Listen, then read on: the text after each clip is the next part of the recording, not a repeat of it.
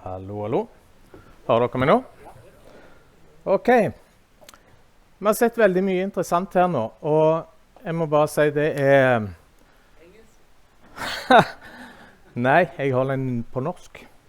No, just kidding. I'm switch over to English. Okay, we've seen a lot of interesting things here, and quite impressive. And I think it is, it looks solid, and it looks very promising. And it is all within the domain of engineering, for engineering and design, and that phase, and you know that that is all about P&IDs. And it's so important that you are able to actually share this information, that you are actually able to use it without having this extreme manual work of cleaning up and getting data from it, because you can't interpret the format. And we who are used to look at P&IDs that are printed with coffee stains on them, and you can't find any information at all.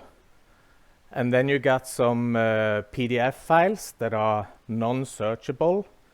It's just a picture of a picture kind of thing. We love this thing that you are doing with open format. I mean, if we are able to get something that we can just pick up and everyone shares the same thing, that is a dream scenario. The reason why I got this model up here is because we are going to take a completely different approach from what you have done. Because the engineering and the design phase is one part of the P&ID. But there's a whole completely different sphere where the P&ID is the backbone, and that is when you get into operation. Into critical operations, if you do maintenance, if you do inspection, when you're doing shutdown, you are completely reliant on the information of the P&ID.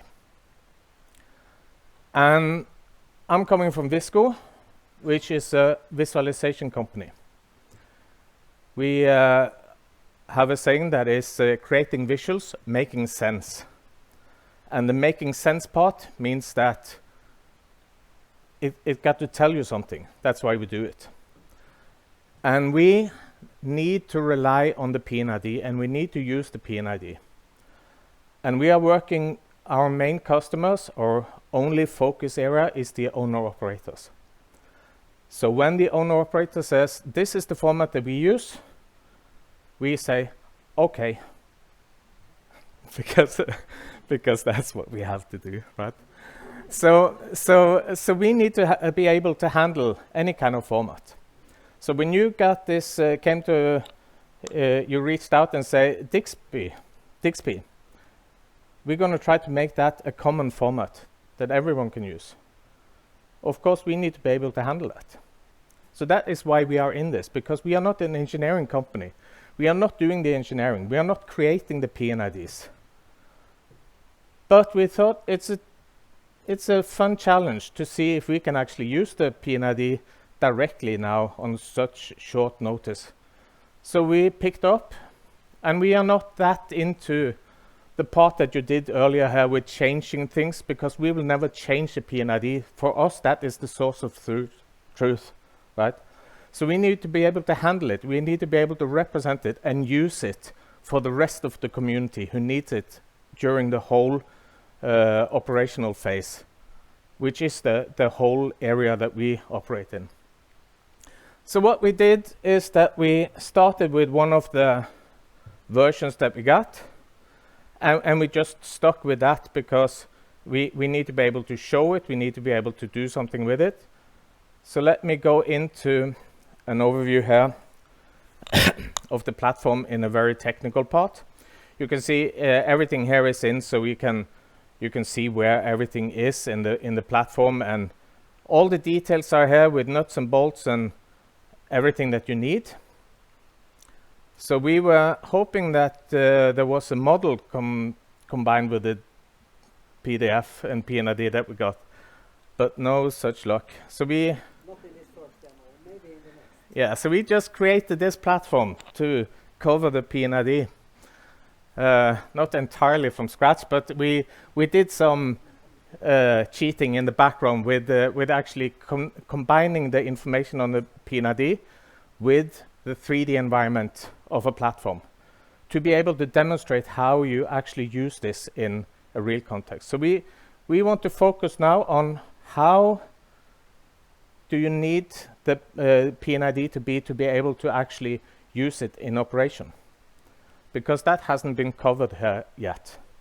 And of course, that is dependent on everything that we've seen so far, because if they do the job correctly, then we get a good starting point, right? So if I start now by saying I want to see the P&ID, I search for a valve. I've used some aliases to be able to connect to the environment. And you can see that in the 3D model, you got the valve. And you also got it on the P&ID that we got from you. And we also got the attributes available in the database that is here. So I say, okay, show me the valve. And when I select the valve in a way like this, then the model is selecting it, highlighting it, and slicing down to where that valve is. And that valve is, let me see the P&ID where that valve is, and there you got the DXP in here. Right, so now it is connected. So if I jump to this one, it jumps to that one.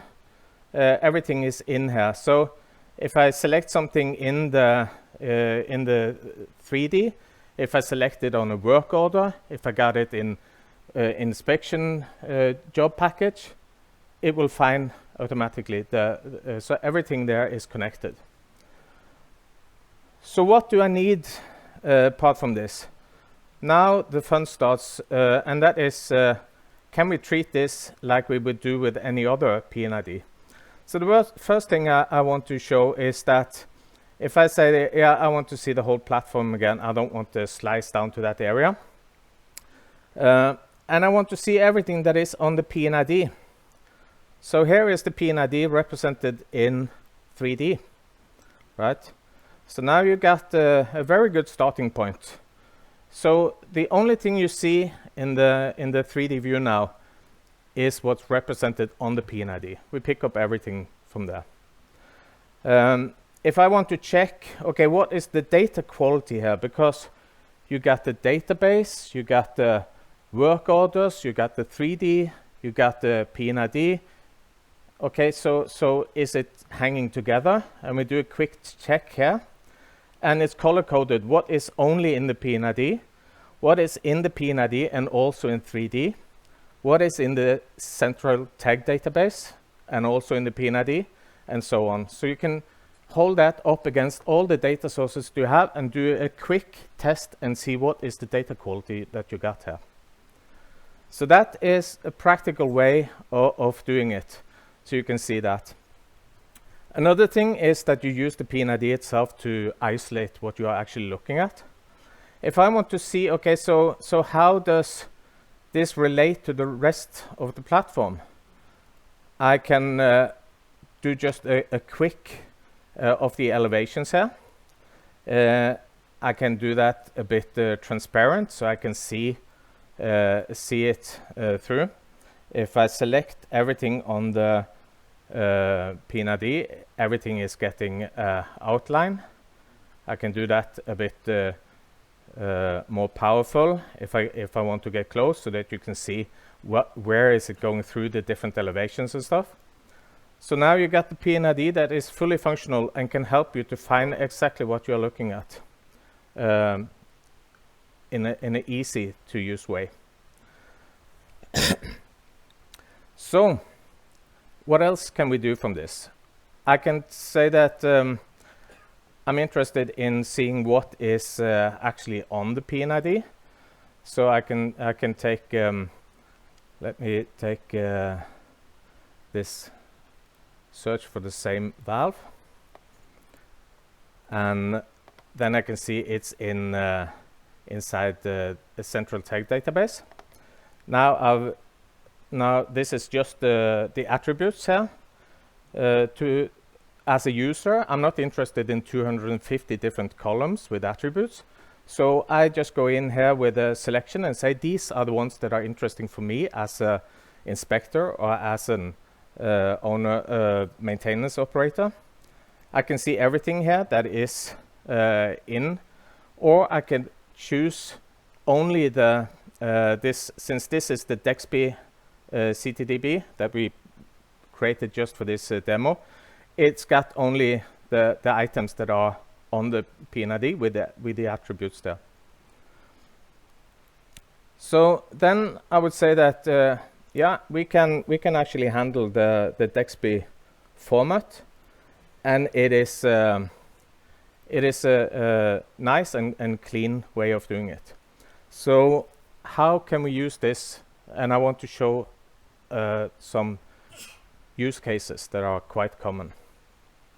For instance, if I say that I want to do an isolation, that is where the PNID is crucial. So I open a tool, and now you see that I treat the platform in a completely different way.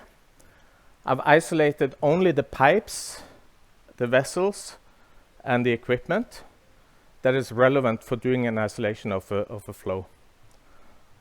So what I can do then is that I can say the valve that I selected on the PNID, that is the one that I need to isolate. Here I got which PNIDs does it belong to. It belongs to the DXP PNID that we got from you guys, that we have created a visual representation of. And along with that, I see all the valves that I can possibly use to isolate this from the rest of the flows. And that makes it a bit complicated. So I start by saying, okay, let me see the PNID. And now you can see that the colors are picked up from the 3D. So now the vessels and equipment is orange, and the rest is gray. So I can say, yeah, that is interesting, but still I got all of these valves to choose among. So let's simplify this a bit, and I say show me only the PNID. And now you can see it take away everything that is not on the PNID, and the valves are now limited to only the ones that are relevant based on this one, right? So that suddenly makes my job a lot easier. And of course, if you got the right attributes in your PNID, I can say this is a high pressure valve, so I need a double block and bleed.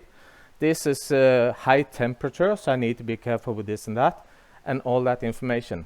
And as long as you are able to put that into the PNID as attributes, we can directly use that in rule sets to automatically generate the next step, which is the isolation. So this is a very big step towards changing the way people work. And if I go in now and I say, yeah, I want this valve, I can choose it from the 3D by following the pipeline, or I can follow the pipeline in the PNID. It highlights here, and I say, yeah, this is not neutral anymore. I add it to my list, and I say this is a closed valve. Then you see that suddenly the piping, based on the PNID and the 3D here, it shows that this is treated. I've done something in the direction, in this direction between this. Yeah, actually, that's the wrong way. I've done it from this isolation area, and something has happened with this pipeline going in here and out into that closed valve. And the same thing is shown in the PNID. And now you see, in addition to adding colors to represent what you see and what you have done directly in the DXP PNID, I also got label here. And that label, I can move that around so it's not crossing any lines. Or if I want to piss off people, I can make it cross a lot of lines like that. And that is to be able to add comments. I saw that there was one of the guys who demonstrated earlier, did the same thing with showing there's done changes here and you do markups there. Okay, you can do the same here and save it. But the important thing here is that it is a practical tool for operation. And of course, when I got things in here, I can keep on working with it, and I can say that this is also a closed one, and everything is represented in the PNID. If I say, yeah, I'm pleased with that, I can save that and save the layout of this, so we can pick it up other places. I'm not going to save it because we're not going to do it. But what else have we got? We got when we got this valve selected. Let me just go in and select it again. I can do something else, and that is that I can get all the information. We are still on the attribute level. Let me see. Yeah, I clicked outside here, so I just lost it. And that means that if I go into the hierarchy here now, I can look at it from the system part of view. And now this is it's under the sewage treatment and waste disposal. That is because I've just mapped up, since we didn't have a 3D model, so I'm picking up the attributes from the other one. But if I go to other places, it will pick up, okay, this is part of the DXP PNID, this is part of this and that, and you got all that information both in the database that I showed as a tabular format, and also directly implemented now in the system here. So then you got the relationships between child and parent, and those things picked up from the PNID and displayed in here. So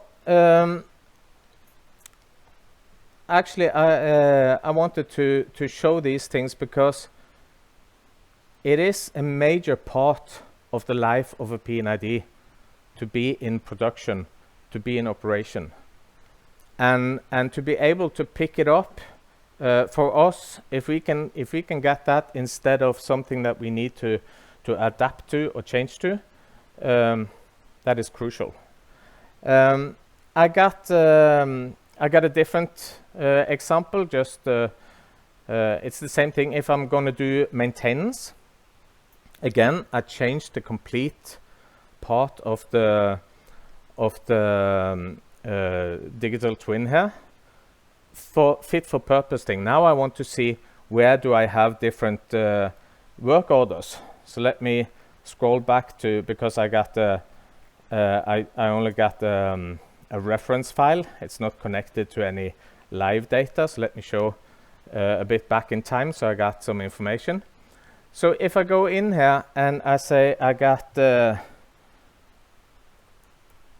is that 2, 3, 4? Let me see what number I've got that where this is. 2, 3, 4, 5, 0, 0, 64. I think that is the one that covers that. If I select this one, then I can see here it is it blows up as a blue one there. Shows up, I think it's better to say than blows up. And if I go into that level, I can see where it is. And in the list, I also got it available here. So I can say, okay, let me see this one. And then it goes to it in 3D, and it highlights the different activities that I got on there.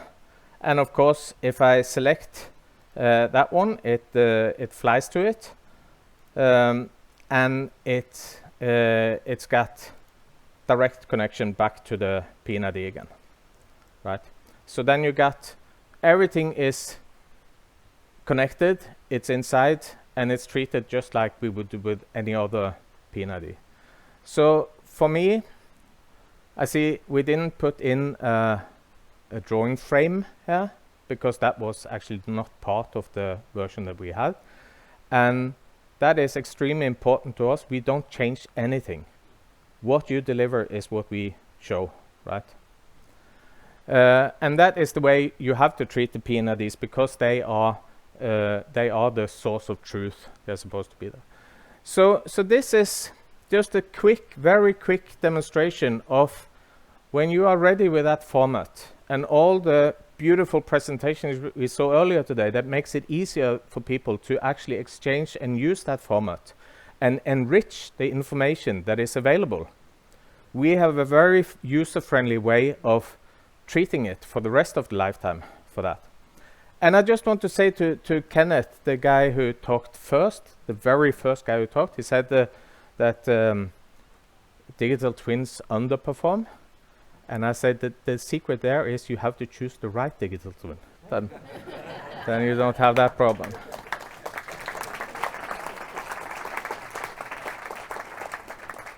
So, yeah, I'm within time, if that's my time. Yeah, okay. Yeah, well, then I'm pleased I was able to show the things that I wanted to say and show. And so that is us treating DXP exactly how we would treat any other format. Thank you very much. Thanks.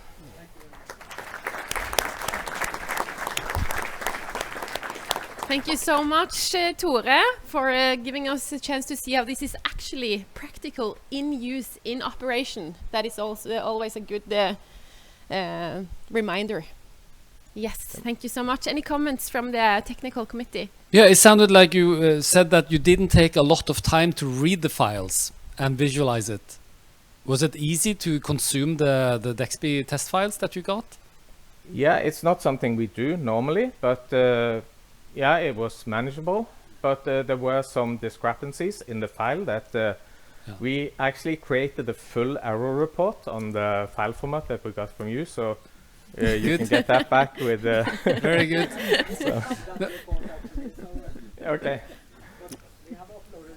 Yep. No. Yeah.